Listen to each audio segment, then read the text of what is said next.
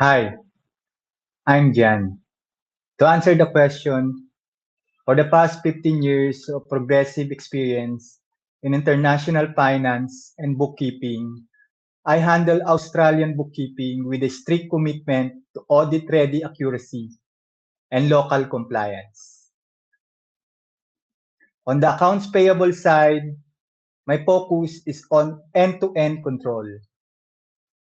I manage everything from matching purchase order to verifying tax invoices to ensure they meet ATO requirements, specifically checking for valid ABNs and proper GST application before payment run.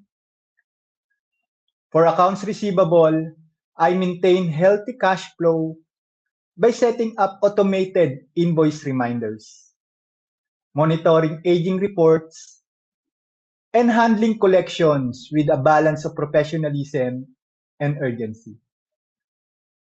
When it comes to reconciliation, I think like a financial detective. Yes, I don't just clear bank feeds. I reconcile bank accounts, credit cards, and clearing accounts systematically against point of sales data or external system. To guarantee accuracy and compliance, I rely on below internal controls. Number one is the ABN lookup verification. This is to prevent fraud or compliance issues at the vendor onboarding stage.